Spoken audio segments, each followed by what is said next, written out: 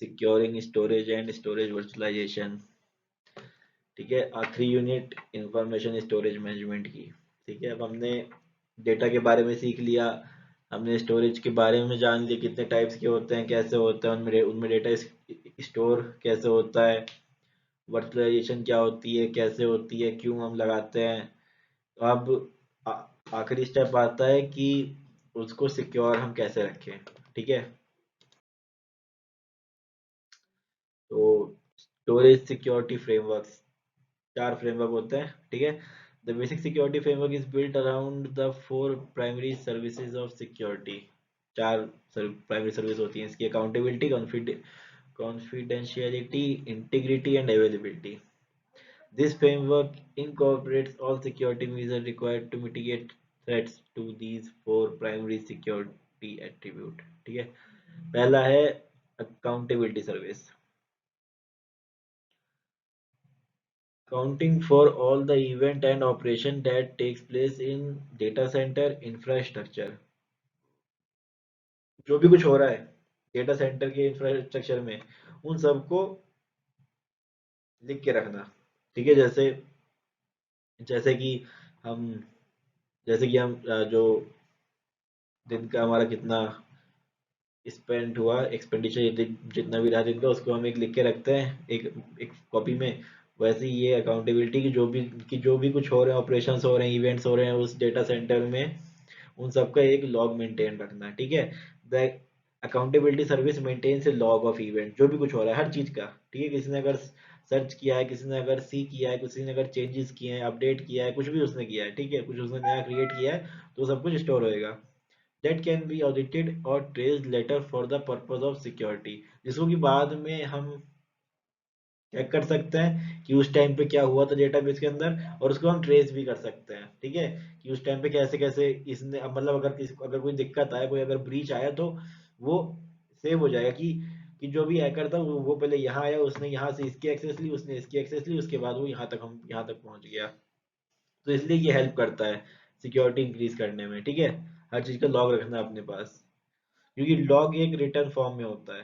ठीक है, इसलिए confidentiality service provide the required secrecy of information and ensures that only authorized user have access to data। ठीक है, normal सी बात है, कॉन्फिडेंशियलिटी का मतलब सिर्फ उनको ही एसेस होगा जिनको ऑथोराइज जो ऑथोराइज पीपल हैं। ठीक है, उनके अलावा किसी को भी एसेस नहीं होगा।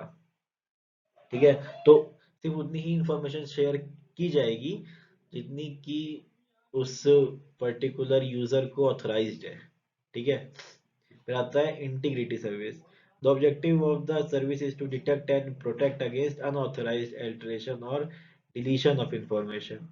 इंटीग्रिटी में क्या होता है? चेक करना और प्रोटेक्ट करना अनऑथराइज्ड अल्टरेशन या फिर डिलीशन इंफॉर्मेशन की। यही काम है सिर्फ और सिर्फ ये काम है इंटीग्रिटी का। ठीक है, similar to confid similar to confidentiality service, integrity service work in collaboration with accountability service to identify and authenticate the user. क्योंकि ये उस डेटा सेंटर के सॉफ्टवेयर को इंटीग्रेट कर रहा है, तो साइड बाय साइड एक और सॉफ्टवेयर चल रहा है जो कि उसकी परमानेंट उसकी चेकिंग चेकिंग कर रहा है कि क्या कॉन्फिडेंशियलिटी और अकाउंटेबिलिटी को दोनों को ध्यान में रखकर कि क्या ये जो यूजर है क्या इसको चीज ऑथराइज थी, अगर थी तो इसने इस पे क्या क्या चेंजेस किए, और अगर नहीं थी तो इसने इसको ऑथराइज इसको कैसे मिली, और इसने उसके बाद इस पे क्या क्या चेंजेस किए। तो ये दोनों को मॉनिटर मॉनिटर ये करता रहता है। फिर आता है अवेलेबिलिटी सर्विस। अवेलेबिलिटी में क्या है, मैं एक मिनट अपने कैमरा ऑफ कैसे होता है। ठीक है, अवेलेबिलिटी में क्या है कि ensures that authorized user have reliable and timely access to data। Authorized user have reliable and timely access to data। हाँ, तो ये देखता है कि जो रिसोर्स जो भी यूजर ने मांगा क्या वो अवेलेबल है कि नहीं। ठीक है, this service enable user to access the required computer system data and application residing on the system। तो यूजर क्या है? यूजर किसी कंप्यूटर सिस्टम की एक्सेस मांग सकता है, कोई डेटा की मांग सकता है, कोई उसमें एप्लीकेशन की मांग मांग सकता है। ठीक है, तो ये उनको मॉनिटर करते हैं कि क्या ये अवेलेबल है कि नहीं, और अगर अवेलेबल है तो यूज़र को जल्दी से जल्दी कम से कम टाइम में इसकी एक्सेस हो जानी नहीं चाहिए, ठीक है, अवेलेबल हो जाना चाहिए। Also implemented on communication system used to transmit information among computers। ये कम्युनिकेशन सिस्टम में भी लगता है जिससे कि इंफॉर्मेशन ट्रांसफर होती है कंप्यूटर के बीच में। दैट में रिसाइड एट डिफरेंट लोकेशन, जो कि अलग अलग जगह पे रखे रखे रहते हैं। कब काम आता है? तब काम आता है जब एक कंप्यूटर से रिक्वेस्ट गई कि दूसरे दूसरे कंप्यूटर पर कि क्या आप रेडी हैं, मतलब एक कंप्यूटर ने दूसरे कंप्यूटर से पूछा क्या आप रेडी हैं सामान लेने के लिए जो मैं आपको भेज रहा हूँ इन्फॉर्मेशन। अगर उसके पास स्टोरेज होगी नहीं, वो कहेगा यस, नहीं तो वो कहेगा नो। तो यहाँ पे क्या, यहाँ पर अवेलेबिलिटी सर्विस काम आ रही है, ठीक है। या फिर अब हम बात करते हैं सर्विस लेने की, कि हमने एक ऊपर अपने सैटेलाइट पे ब्रॉडकास्ट किया कि मुझे ये इन्फॉर्मेशन चाहिए, किसके पास है ये इन्फॉर्मेशन। तो जिसके पास अवेलेबल होगी वो हमें वो इन्फॉर्मेशन देगा। ये क्या, ये अवेलेबिलिटी सर्विस का पार्ट है, ठीक है। This ensures availability of information if a failure in one or particular location occur। और क्या होता है कि जैसे हमने अपना डाटा बैकअप किया है ऑनलाइन, ठीक है, बैकअप में क्या होता है, वो एक ही कंप्यूटर पे सेव नहीं होता, वो एक से ज्यादा कंप्यूटर पे सेव होता है।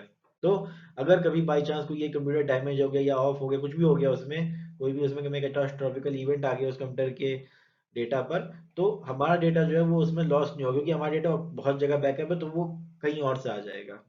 तो वो क्या, वो अवेलेबिलिटी मेंटेन रखता है। बैकअप बैकअप करना क्या करता है, अवेलेबिलिटी मेंटेन रखता है कि अगर बाई चांस अगर मेन जगह से जहां से उसको ट्रांसफर होना था वहां कोई दिक्कत आ गई, तो वहां से वो डेटा आ जाएगा, क्योंकि वहां पर वो डेटा पहले से पड़ा है, ठीक है। Three security domains of data storage, पहला है एप्लीकेशन एसेस, दूसरा है मैनेजमेंट एसेस, और तीसरा है बैकअप रिकवरी एंड आर्काइव, ठीक है। ये तीन सिक्योरिटी डोमेन है डेटा स्टोरेज के, कि application based security, management based security और backup and recovery based security. कोई इन तीनों में चेंजेस ना करने पाए, एप्लीकेशन से कोई ना कोई चेंजेस करने पाए नेटवर्क के थ्रू, मैनेजमेंट में ऐसा कुछ ना हो कि कोई ब्रीच ऑकर हो गया, या फिर बैकअप रिकवरी और मैनेजमेंट में, मतलब ब्रीच नहीं, ब्रीच तो इसमें ही होगा बैकअप रिकवरी एंड आर्काइव में, कि कोई भी हमारा बैकअप ना डिस्ट्रॉय कर दे या चेंज कर दे, या हमारे आर्काइव में से फाइल ना ले ले कोई बिना बिना ऑथराइजेशन के, ठीक है। मैनेजमेंट में क्या आ जाएगा कि क्या उनकी मैनेजेबिलिटी सही से हो रखी है कि नहीं, उनकी उनकी प्रॉपर लॉगिंग हो रही है कि नहीं, उनकी जो ऊपर मैंने अभी ये वो बताया ना, वो हो रहे हैं कि नहीं सही से, ठीक है। फिर आता है security services for various type of attacks. पहला है एसएस अटैक, मतलब ऐसा अटैक जिसमें कि एक्सेस मिल जाती है। तो वो उसमें क्या है, कॉन्फिडेंशियलिटी बिल्कुल नहीं होगी, ठीक है। इंटीग्रिटी होगी क्योंकि लॉगिंग होती रहेगी, उनकी अवेलेबिलिटी होगी क्योंकि उसको एक्सेस मिल गया, उसको तो अवेलेबिलिटी होनी होनी है। अकाउंटेबिलिटी नहीं होगी, ठीक है। अकाउंटेबिलिटी में लॉगिंग होती है, अगर उसको एक्सेस मिल रहा है इतना इतना कुछ का, जिसके कि वो आ, जो कि उसको लेने, जो कि मतलब अकॉर्डिंग टू सिस्टम रूल्स उसको अवेलेबल नहीं होने थे, तो इसलिए उसकी लॉगिंग नहीं होगी, क्योंकि उसने उस क्योंकि वो लॉगिंग वहां पर सेट नहीं हो रखी, ठीक है। ये बात समझ में आ रही है कि जब उसको वो चीज लेनी ही नहीं थी, इस जब मुझे किसी चीज को छूना ही नहीं है, तो वहां पर कोई क्यों ही देखेगा, क्योंकि वो जानता है कि मैं वो चीज नहीं छू पाऊंगा, लेकिन वो ये नहीं जानता कि मैंने वो चीज छू ली है। समझ आ रही होगी ये बात, कि जब वहां पर उसको वो रिसोर्स मिलना ही नहीं था, उसकी लॉगिंग होनी ही नहीं थी, इसलिए वो अकाउंटेबिलिटी की सर्विस वहां पर देख ही नहीं रही थी, और उसने वहां पर एक्सेस ले लिया। ये बात किसी को नहीं पता है, इसलिए वहां पर अकाउंटेबिलिटी नहीं हो रही है, ठीक है। दूसरा आता है मॉडिफिकेशन। मॉडिफिकेशन में क्या होता है, कॉन्फिडेंशियलिटी भी नहीं होगी, अकाउंटेबिलिटी भी नहीं होगी, और इंटीग्रिटी भी नहीं होगी, क्योंकि मॉडिफाई कर लिया उसने, अगर वो अनऑथराइज्ड है तो वो आराम से मॉडिफाई भी उसने कर लिया, क्योंकि उसने मतलब अटैक किया है, ठीक है। तो अनऑथराइज अटैक चेंज भी आराम से कर सकता है जो मॉडिफिकेशन रिलेटेड होता है, इंटीग्रिटी को वो डिस्ट्रॉय कर सकता है, ठीक है। और अकाउंटेबिलिटी को भी, अकाउंटेबिलिटी जैसे मैंने ऊपर बताया वैसे ही सिंपल है ये, ठीक है। फिर तीसरा आता है denial of service, DoS attack, ठीक है। सब मोस्ट कॉमन अटैक है, बहुत ही पॉपुलर अटैक है। इसमें क्या होता है, कॉन्फिडेंशियलिटी मेंटेन रहती है, इंटीग्रिटी भी मेंटेन रहती है, अकाउंटेबिलिटी भी मेंटेन रहती है, सब कुछ मेंटेन रहता है, लेकिन अवेलेबिलिटी नहीं होती, ठीक है। अम, जैसे फेसबुक का फेसबुक के साथ होता है अक्सर, कि उनके ऊपर डीडोस अटैक में क्या होता है, डीडोस अटैक में ये होता है कि ये एक सर्वर होता है, उस सर्वर पर एक सर्वर की कैपेसिटी होती है कि ये सर्वर इतने यूजर होल्ड रख सकता है, मैक्सिमम टू मैक्सिमम। डीडोस में क्या करता है हैकर, उसी सर्वर पर एक लूप लगा देता है यूजर का। तो इतने से टाइम में इतने यूजर आ जाते हैं, जो पहले इतने से टाइम में इतने यूजर थे, वो थोड़े से टाइम में बहुत ज्यादा यूजर आ जाते हैं, ठीक है, जो पहले थोड़े से टाइम में बहुत ही कम यूजर थे। ठीक है। तीसरा आता है, तो उस केस में सर्वर हमारा वो हो जाता है, क्या कहते हैं, सर्वर हमारा ओवरलोड हो जाता है और वो काम करना बंद कर देता है। तो इसलिए जो रिसोर्स अवेलेबल है वो बाकी यूजर को नहीं हो पाते। फिर आता है रेप्यूटेशन रेप्यूडिएशन। इसमें कॉन्फिडेंशियलिटी भी नहीं होती है, मेंटेन रहती है, अवेलेबिलिटी भी रहती है, अकाउंटेबिलिटी भी रहती है, लेकिन इंटीग्रिटी नहीं रहती है। ठीक है। फिर नेक्स्ट आता है वनरेबिलिटी। वनरेबिलिटी क्या होता है, हिंदी में कहें तो नॉर्मली मतलब वनरेबिलिटी की कितनी चीज ज्यादा रिस्की है। ठीक है, वनरेबल है बहुत ही। ठीक है। तो the path that provide access to information are the most vulnerable to potential attack. ठीक है। जो पाथ उस इंफॉर्मेशन की एक्सेस हमें दे रहा है, वो पाथ मोस्ट वनरेबल है अटैक करने के लिए। ठीक है। जैसे हम अपनी सैप खोलते हैं, सैप के लिए हमारा हमारा पाथ क्या है, हम वेबसाइट का नाम लिखते हैं या फिर हम डीआईटी की साइट पर जाते हैं, वहां से हम सैप पे गए, सैप पे हमने अपने क्रीडेंशियल डाले, क्रीडेंशियल वो जब वेरीफाई हुए तो वो हमें वहां ले गए। तो क्रीडेंशियल डालना क्या है, वो एक सिक्योरिटी लेयर है कि हम आपको कैसे दिखा दें आपके बारे में, पहले आपको प्रूव करना पड़ेगा कि आप ही हैं, आप कोई अदर पर्सन नहीं है। ठीक है। इसलिए हम उसमें अपना आईडी और पासवर्ड डालते हैं। अब वही पाथ अगर अगर हैकर के पास क्या होगा, आपकी आईडी पासवर्ड होगी, वो उसी पाथ से वो चला जाएगा। वैसे उनका आईडी पासवर्ड की जरूरत नहीं होती, वो आपके ही पाथ पे जाएंगे, डीआईटी साइट पे जाएंगे, सैप खोलेंगे, बस वहां पर उन्हें अब उन्हें जो भी एल्गोरिथम लगानी है वो लगाएंगे उस सैप पर, उन यूजर नेम पर और पासवर्ड पर। ठीक है। तो पाथवे सेम है, तरीका अलग है लॉगिन करने का, या फिर कह दो कि तरीका भी सेम है, बस एक के पास उसके क्रेडेंशियल थे तो उसने एक्सेस कर ली, दूसरे के पास क्रेडेंशियल नहीं थे तो उसने एक्सेस कर लिया।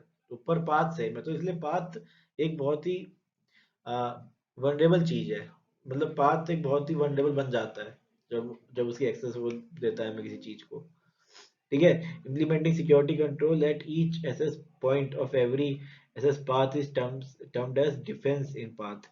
उस पाथ में, ठीक है, मैं अपने कंप्यूटर से ऑन करने तक मतलब नहीं ठीक है छोड़ो, मैंने डीआईटी साइट को खोलने तक अपने मार्क्स देखने, डीआईटी साइट को खोलने से लेकर मार्क्स देखने तक जितने भी उसमें सिक्योरिटी मीजर्स आए, जितने भी उसमें सिक्योरिटी चेकअप आए, उन सबको हम बोलते हैं डिफेंस इन पाथ। ठीक है। Defence in depth recommend protecting all access point within an environment. और इसका एम क्या होता है कि उस एनवायरनमेंट में जितने भी एक्सेस पॉइंट है उन सबको प्रोटेक्ट रखना। ठीक है। जब तक वो यूजर अनऑथोराइज्ड है। It is very important to implement adequate security control at all the access point on an access path। ठीक है। ये बहुत जरूरी है कि हम अपने सिक्योरिटी कंट्रोल को हर एक एसेस पॉइंट पर रखें उस एसेस पाथ के, नहीं तो फिर फायदा क्या है उस पाथ का, उस पर कोई सिक्योरिटी कंट्रोल लगना कि अगर हमने 100 रुपये नहीं रखा, थोड़े से पे रखा है, क्योंकि थोड़े से डिटेल फिर बाद में ज्यादा बन जाती है। ठीक है।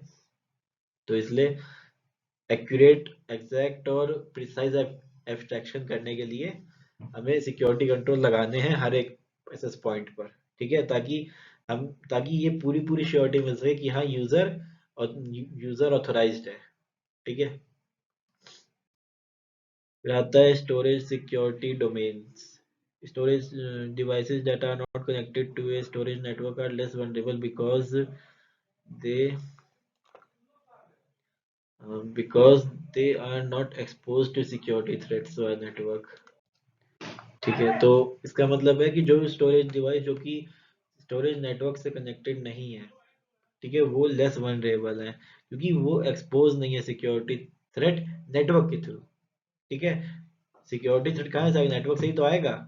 जो भी ये नेटवर्क क्या है, हर नेटवर्क एक राउटर से स्टेब्लिश होता है, नेटवर्क एक इंटरनेट कनेक्शन है। ठीक है। तो अगर हमारे स्टोरेज डिवाइस उससे कनेक्टेड ना हो, मेरे पास एक अगर हार्ड डिस्क है, मैंने उसे अगर कंप्यूटर से अपने नहीं जोड़ रखा, कंप्यूटर से मैं जोड़ूंगा और मैंने उसको दे दी किसी नेटवर्क की एक्सेस, तो उससे क्या होगा, जिस जो भी ऑथोराइज पीपल होगा वो आएगा मेरे कंप्यूटर पे और मेरे कंप्यूटर से मेरे हार्ड डिस्क तक पहुंच जाएगा। लेकिन अगर मैंने उसको अपने कंप्यूटर से जोड़ा ही नहीं है तो उससे क्या हुआ, वो उसका वो कोई नेटवर्क से है ही नहीं अब अटैच्ड, तो वो अब पूरी तरह से सेफ है किसी नेटवर्क के अटैक से।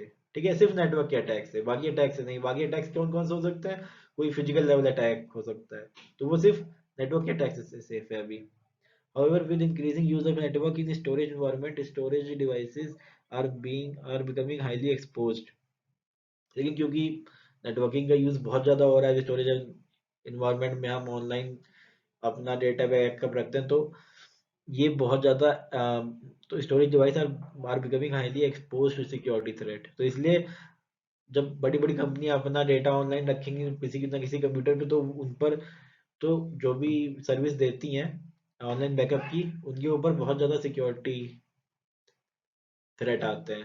ठीक है, क्योंकि उनके ऊपर बहुत ज़्यादा रिस्क आ रहा है, क्योंकि उनके पास जो वैल्यूएबल इंफॉर्मेशन है वो इंक्रीज होती जा रही है, इसलिए उनके ऊपर सिक्योरिटी एक्सपोज होने का थ्रेट आ रहा है। ठीक है, अलग अलग सोर्सेज से कहीं से भी आ सकता है वो। ठीक है, specific controls must be implemented to secure storage networking environment. तो इसलिए उसको सिक्योर करने के लिए कई सारे कंट्रोल लगाने चाहिए। This requires a closer look at storage networking security and a clear understanding of the access path leading to storage resource।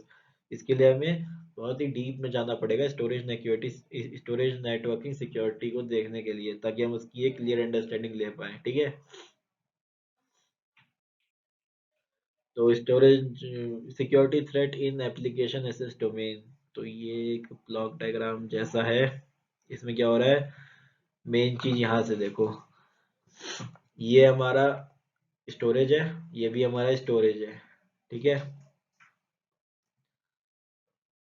Spoofing host user identity, एक होस्ट और हम्म, एक होस्ट और दूसरा होस्ट, तीसरा ये अनऑथोराइज्ड होस्ट है। ठीक है, तो होस्ट को डायरेक्ट डायरेक्ट स्टोरेज की एक्सेस ना देकर हम उसे पहले नेटवर्क पे लाते हैं।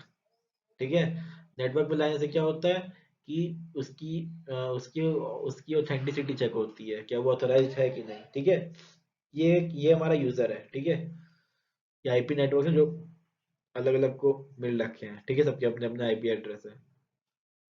होस्ट ए और होस्ट बी दोनों इस पर आएंगे, चेकिंग होएगी कि क्या वो वैलिड है, अगर है तो उनको एक्सेस मिल जाएगी स्टोरेज की, नहीं तो नहीं मिलेगी। ठीक है, ये है हमारा अनऑथोराइज्ड होस्ट।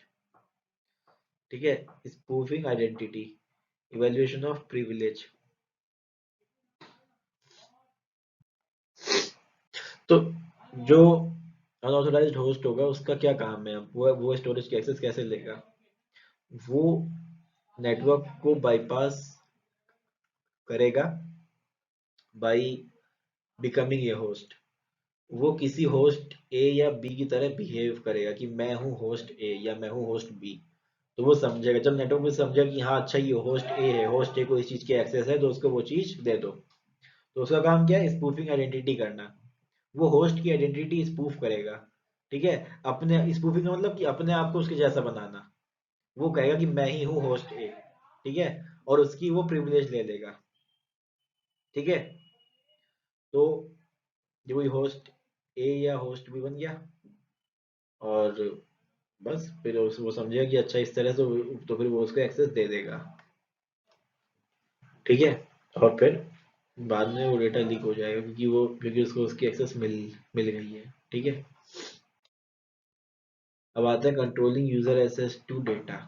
इसे कंट्रोल कैसे किया जाए यूजर एक्सेस को डेटा पे। ठीक है, access control services regulate user access to data. इनको हम बोलते हैं एक्सेस कंट्रोल सर्विसेज, जो रेगुलेट करती हैं यूजर एक्सेस टू डेटा।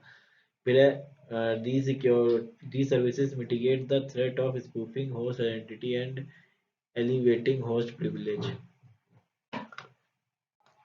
तो इसको लगाना क्यों है यूजर एसेस को, कि ये जो मिटिगेट का मतलब मतलब कि कम कम कर देना। तो ये जो थ्रेट है स्पूफिंग होस्ट आइडेंटिटी के और एलिवेटिंग होस्ट प्रिविलेजेस के, कि मतलब उसने उसकी आइडेंटिटी भी होस्ट कर ली और उसने अपनी प्रिविलेज भी इंक्रीज कर ली।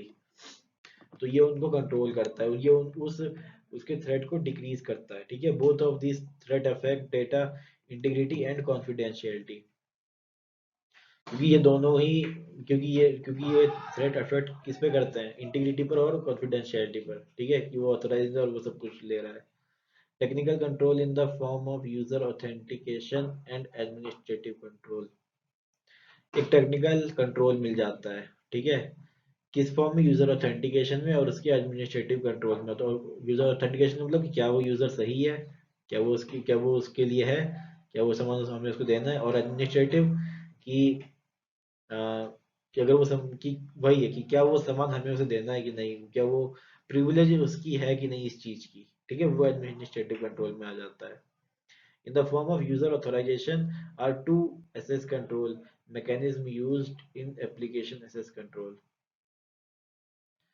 Technical control in the form of user authentication and administrative control in the form of user authentication are two access control. तो इन ये नाम है, एक होता है टेक्निकल कंट्रोल में दो पार्ट्स हैं, एक होता है ऑथेंटिकेशन कंट्रोल, दूसरा होता है एडमिनिस्ट्रेटिव कंट्रोल। ठीक है, these mechanisms may lie outside the boundaries of the storage network and require various systems to interact with other enterprise identity management and authentication system। तो ये मैकेनिज्म लाई करते हैं outside the boundary of a storage network के बाहर। ठीक है, and require various system to interact with other enterprise, और इनको और भी कई सारे सिस्टम चाहिए इंटरेक्ट करने के लिए। ठीक है, दूसरे enterprise identity management and authentication system से, जैसे कि system that provide strong authentication and authorisation to secure user identities against spoofing. मतलब इसमें क्या होता है कि हम अलग अलग सर्विसेज लेते हैं यूजर को वो रखने के लिए, जैसे जैसे बोलते हैं ना कि नॉर्दर्न सिक्योरिटी, आवाज सिक्योरिटी। ठीक है, तो उस वो सब क्या है कि हम अलग अलग हम दूसरे एंटरप्राइजेस से सर्विसेज ले रहे हैं यूजर को सिक्योर रखने के लिए, यूजर को ऑथेंटिकेट करने के लिए। ठीक है, यूजर की ऑथेंटिकेशन और एडमिनिस्ट्रेटिव एसेस मेंटेन करने के लिए। ठीक है, NAS devices support the creation of access control. NAS network attached storage device support the creation of access control list। तो ये हमें हेल्प करता है access control list को बनाने में, that are used to regulate user access to specific files। तो कि फिर बाद में यूज होता है यूजर की access को लिमिट करने के लिए फाइल्स के लेवल पर। ठीक है, the enterprise content management application enforces access to data by using information right management। तो जो enterprise control management application है, ये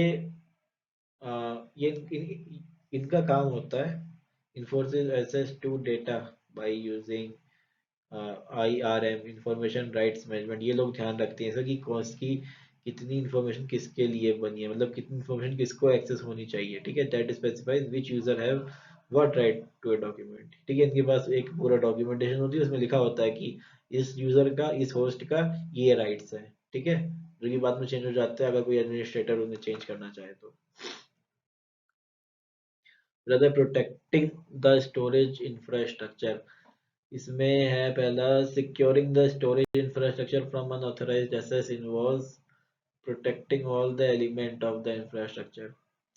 अगर हमें अपने इंफ्रास्ट्रक्चर को सिक्योर रखना है किसी अनऑथराइज्ड एक्सेस से, सबसे पहला काम क्या होता है कि हर एक एलिमेंट को उसके सिक्योर सिक्योर करो। ठीक है, security control for protecting the storage infrastructure address the threat of unauthorized tampering of data in transit that lead to a loss of data integrity, denial of service and compromise availability, and network snooping that may result in a loss of confidentiality। हाँ, तो इसमें ये लिखा है कि security control लगाना storage infrastructure पर हमें बताता है the threats of unauthorised tempting of data in transit that lead to a loss. तो हमें जब हम स्टोरेज को सिक्योर करेंगे तो हमें ये चीज समझ भी आएगी, अच्छा हाँ ये चीजें स्टोरेज में वनरेबल है, इनको इनको सिक्योरिटी की जरूरत है, ठीक है।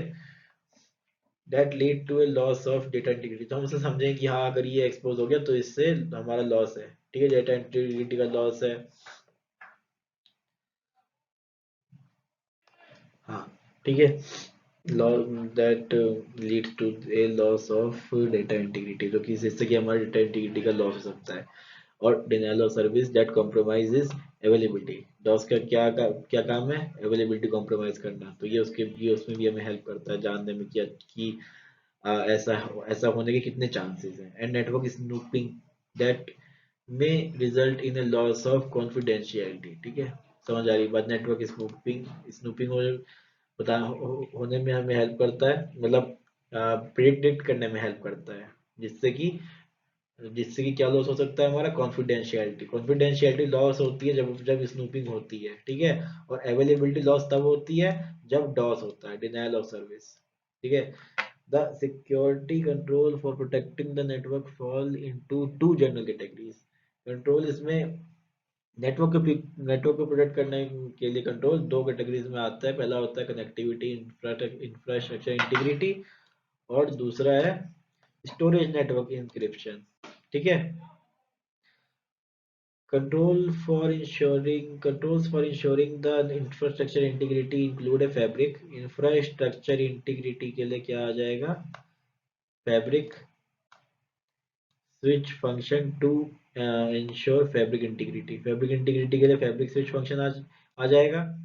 और achieved by preventing a host from being added to a SAN fabric without proper authorisation, इससे ये, और ये कैसे अचीव होगा, किसी होस्ट को प्रिवेंट करना किसी सैन नेटवर्क में आने से विदाउट प्रॉपर ऑथराइजेशन से, ठीक है। इससे क्या होगा, ये होगा हमारी इंफ्रास्ट्रक्चर इंटीग्रिटी वाला, ठीक है, वो कनेक्टिविटी इंफ्रास्ट्रक्चर इंटीग्रिटी। दूसरा आएगा network storage encryption. Data encryption,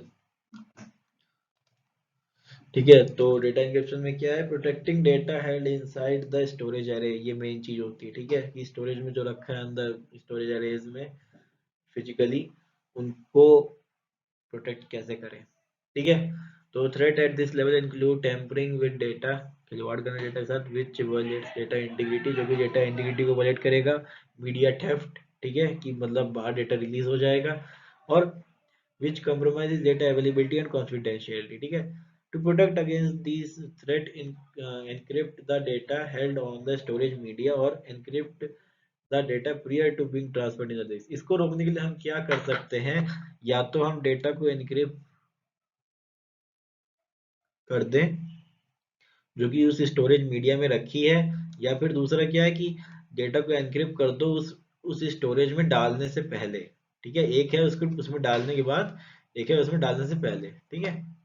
It is also critical to decide upon a method for ensuring that data deleted at the end of its life cycle has been completely erased from the disk and cannot be reconstructed for malicious purpose।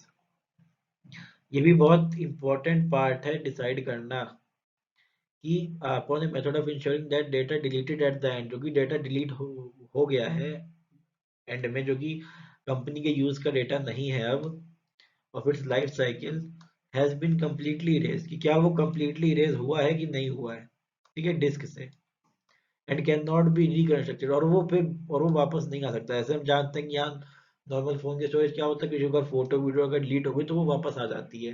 तो हमें ये ध्यान रखना है कि जो data हम delete कर रहे हैं वो वापस ना आने पाए, ठीक है, किसी मलेशियस पर्पज से, क्योंकि वापस आएगा तो हमें हमें पता है, हमें तो पता नहीं, हमें हमसे तो हो गया डिलीट, लेकिन अगर हैकर ने उसको वापस ले आया तो फिर वो दिक्कत वाली बात है, ठीक है। Data should be encrypted as close to its origin as possible, ठीक है। ओरिजिन मतलब ये समझ लो कि ओरिजिन एक तरह से एक आइडियल सिचुएशन मान लो, एक ideal form of data which can not be de de decrypted without any specific access, ठीक है, मतलब सबसे सिक्योर फॉर्म ऑफ डेटा, तो डेटा को उतना सिक्योर होना चाहिए, ठीक है, जितना सिक्योर पॉसिबल हो। If it is not possible to perform encryption on the host device, an encryption application can be used for encrypting data at the point of entry into the storage network। अगर ये possible ना हो सके to perform encryption on host device. अगर host device पे encryption लगाना possible ना हो सके तो दूसरा मेथड क्या है कि हम एक हम एक अप्लायंस लेंगे, इंक्रिप्शन अप्लायंस लेंगे, जो कि हमारा डाटा इंक्रिप्ट करेगा at the point of entry to the storage network. उस टाइम पर जब हम उस उसके नेटवर्क में एंटर करेंगे तब उस टाइम वो हमसे उस डाटा को प्रिवेंट रखेगा। कैसे? एक लेयर लगाकर, जैसे एक लॉगिन स्क्रीन हो गई, ठीक है, वो लगाकर। तो वो क्या है, वो एक इंक्रिप्शन अप्लायंस है। Encryption devices can be implemented on the fabric that encrypt data between the host and the storage media. Encryption devices को हम लगाते हैं फैब्रिक के ऊपर। फैब्रिक क्या होती है? फैब्रिक होता है, बहुत ध्यान सुनना, फैब्रिक होता है एक, मान लो बहुत सारे डिवाइस आपस में कनेक्टेड है, बहुत सारे डिवाइस आपस में इंटरकनेक्टेड है। या फिर कह दो कोई छोड़ो, कोई बोल दो कि कोई एक चीज है एक्स, उस एक्स चीज से 25 डिवाइस हैं कनेक्टेड, ठीक है। हब मान लो, हब से 25 डिवाइस हैं जुड़े हुए। तो हब के अंदर जो लॉजिकल पार्ट होगा, वो लॉजिकल पार्ट जिससे कि डेटा एक डिवाइस से हर एक दूसरे डिवाइस पे जा सकता है, वो लॉजिकल, उस लॉजिकल वर्चुअल इन्वायरमेंट को हम बोलते हैं फैब्रिक। ठीक है, उस लॉजिकल इन्वायरमेंट को फैब्रिक बोलते हैं, जहां पर डेटा ट्रांसफर की, जहां पे डेटा ट्रांसफर का जंक्शन होता है, जहाँ पे 10-15 डिवाइस आपस में एक दूसरे से जुड़े रहते हैं, उनका जो जो मेन जंक्शन पॉइंट होता है उसको हम बोलते हैं फैब्रिक। ठीक है, तो इंक्रिप्शन डिवाइस को हम फैब्रिक पे लगाते हैं। Date encrypt data between the host and the storage media, जो कि इंक्रिप्ट करता है data between the host and storage media पे। ठीक है, ट्रांसफर होने में वो पहले इंक्रिप्शन चेक करेगा कि या क्या ये सिक्योर है कि नहीं, सही है कि नहीं, ऑथराइज्ड है कि नहीं, उसके बाद भेजेगा। These mechanisms can protect both the data at rest on the destination device and data in transit। तो ये मैकेनिज्म क्या क्या करेगा, ये प्रोटेक्ट करेगा दोनों को, जो डेटा रेस्ट पर है, जो डेटा पहले से स्टोर हो रखा है, और दूसरा दूसरा जो डेटा हम ट्रांसफर ट्रांसफर कर रहे हैं। ठीक है, अब आता है security threat in management access domain. इस फिगर का मतलब है पॉसिबल थ्रेट, ठीक है, और क्रॉस का मतलब है अनऑथराइज्ड एक्सेस। ठीक है, तो spoofing user identity, evaluation of user privilege. Storage management platform है हमारा, होस्ट बी कंसोल है, ये होस्ट ए है, यहाँ पर सब कुछ एक नेटवर्क से जुड़ा हुआ है। ठीक है, ये हमारा अनऑथराइज्ड होस्ट है। ठीक है, इतना इसने क्या किया, इसने एक अनऑथराइज्ड एक्सेस ली नेटवर्क के अंदर। ठीक है, ये बना होस्ट ए, इसने आइडेंटिटी स्पूफ की होस्ट है की, और ये बन गया होस्ट ए। तो अब नेटवर्क ये समझेगा कि जो डेटा का ब्रीच हुआ है, जो डेटा ब्रीच हुआ है, इसने अनऑथराइज एक्सेस ली तो यहाँ पर थी, लेकिन वो समझेगा, आईपी नेटवर्क हमारा हमारा जो मेन सिक्योरिटी सिस्टम है, वो समझेगा कि होस्ट ए ने ब्रीच किया है। होस्ट ए ने, ना कि होस्ट ए जो कि जिसको मेरे पास आना था, वो मेरे पास ना आकर उसने डायरेक्ट एसेस ले ली उस स्टोरेज एरे की। ये समझ में आया? बस इतना हुआ है इसमें, दोबारा सुनो। इसमें क्या हुआ कि इसने अनऑथराइज होस्ट ने एक्ट किया एज ए होस्ट ए, ठीक है, और उसने एक्सेस ले ली इस चीज की, इस स्टोरेज एरे की। तो इसने जो अनऑथराइज एक्सेस लिया उसका रूट था ये, लेकिन लेकिन जो हमारा सिक्योरिटी सिस्टम था, उसने उसने क्योंकि इसने स्पूफ किया था होस्ट की आइडेंटिटी को, तो हमारे सिक्योरिटी सिस्टम ने कहा कि होस्ट होस्ट ए ने किया है अटैक। होस्ट ए ने अनऑथराइज एक्सेस ले ली इसमें, और वो डायरेक्ट आ गया इस पे।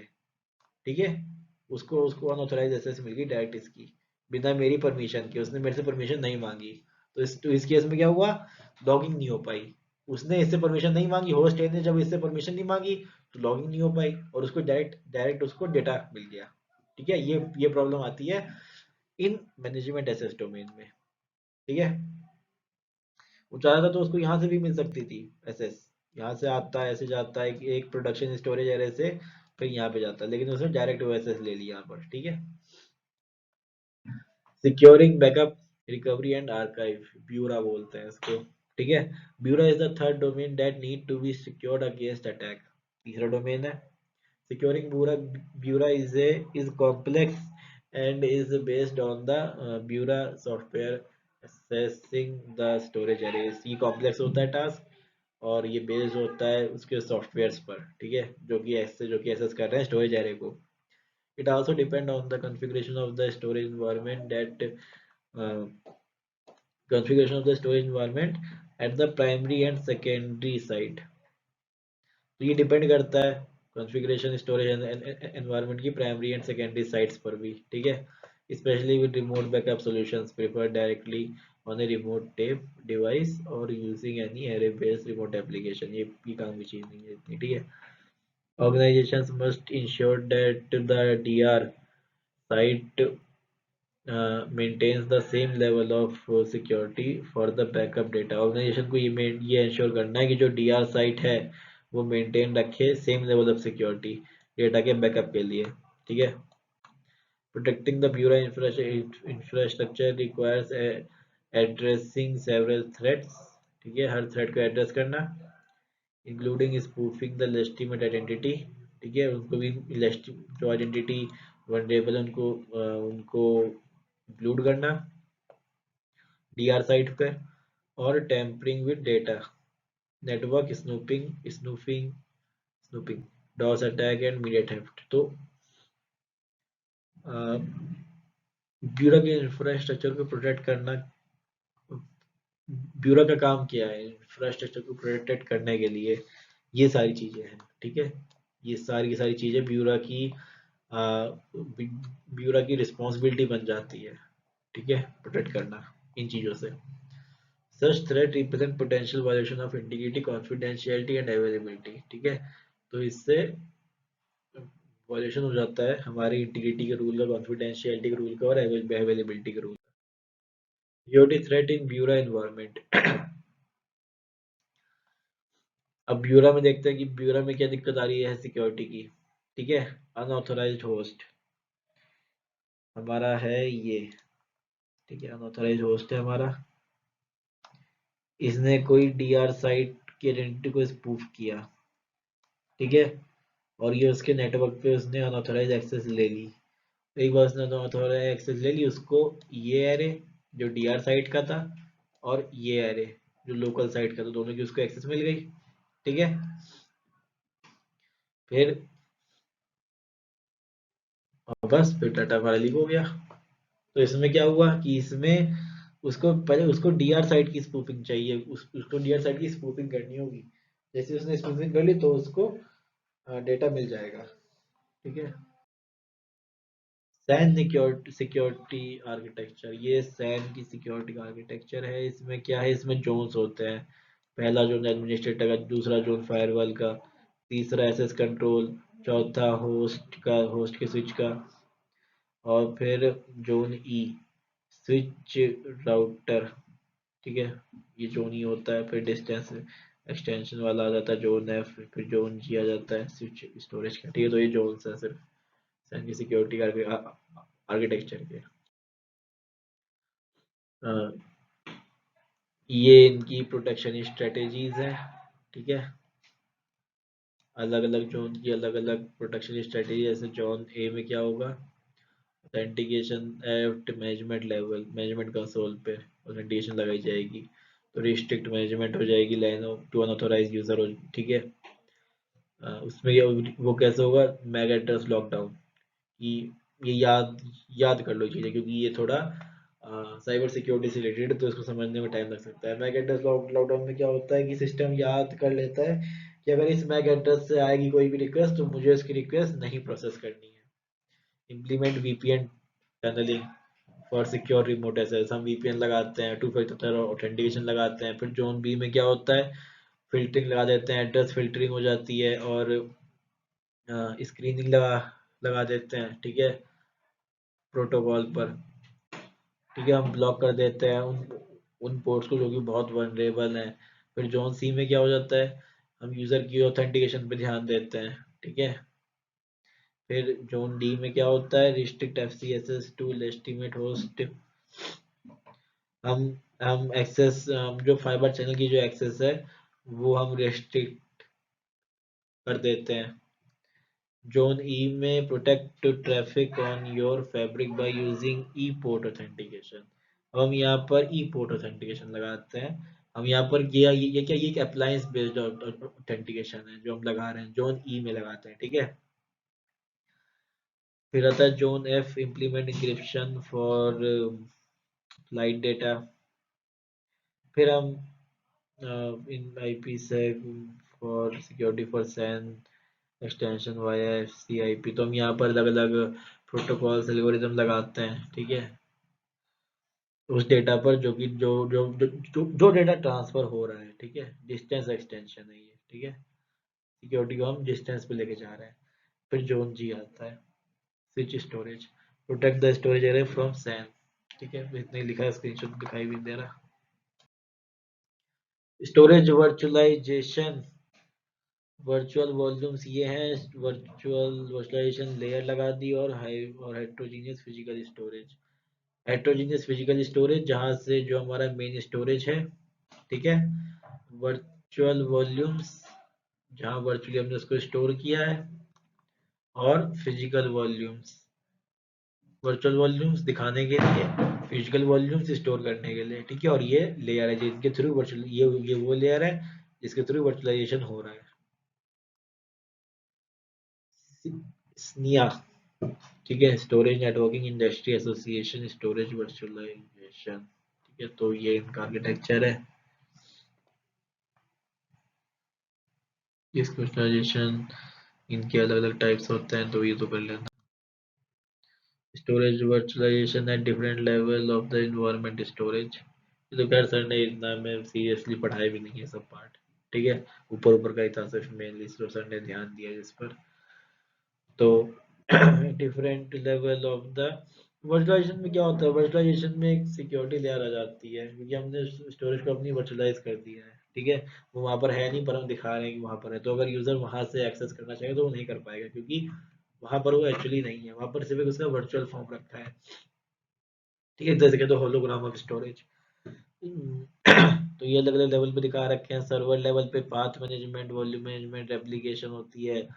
और स्टोरेज नेटवर्क पे क्या होता है, पाथ रीडायरेक्शन कर देते हैं, एक्सेस कंट्रोल रखते हैं जोनिंग के थ्रू, जो मैंने जो भी हमने पीछे देखा। और लोड बैलेंसिंग रखते हैं।